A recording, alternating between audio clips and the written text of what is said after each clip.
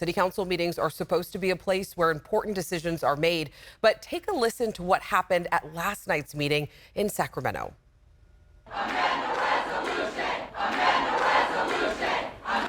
A loud and packed room right there. Dozens of protesters interrupted the meeting as council members were preparing to vote on a ceasefire resolution in Gaza, and arrests were made. And now tonight, city council members and the mayor are demanding changes in order to get these meetings back to how they're meant to be. Our Jeannie Nguyen shares with us their message and what a political analyst predicts for the future of these public government meetings. In a packed Sacramento City Council meeting Tuesday evening, dozens of people showed up to voice their concerns, calling for a ceasefire in Gaza. All of this came during the council's discussion of a resolution calling for an immediate bilateral ceasefire in Gaza. I see the middle fingers and I see all the rest in the air. That's fine. We're going to recess the meeting. But before any decision could be made, Mayor Darrell Steinberg called for a recess due to the continuous interruptions to the meeting.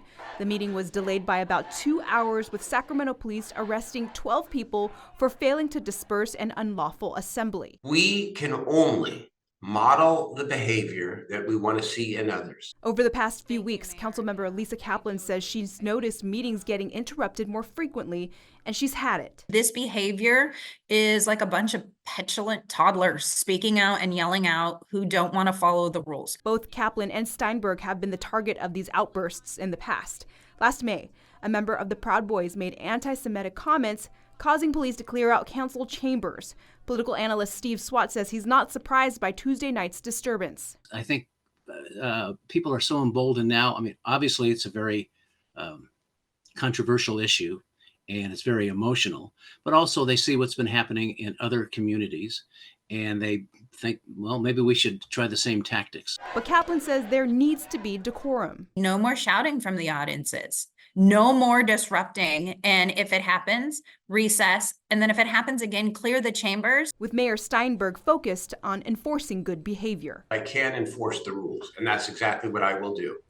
We're going to do our very best to listen to everybody.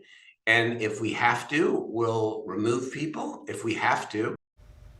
And Jeannie joins us right now. Now, you actually spoke with a woman who was at the meeting last night, but she didn't even get a chance to talk. Can you share a little bit about her experience? And also, for people like her that didn't get to talk, what do council members suggest that they do?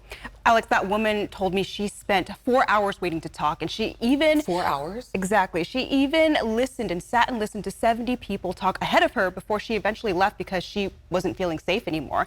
Now, Mayor Darrell Steinberg did tell me that unfortunately people like her were deprived of their rights. However, Councilmember Kaplan tells me if that happens, she encourages people to write to their council members through email because they do eventually read their emails and respond. Now, we know that 12 people were arrested last night. What are police and council members going to do moving forward handling these situations? Well, police tell me they're going to handle this on a case-by-case basis, so they can't exactly give me a number on how many officers will be at these meetings as they come.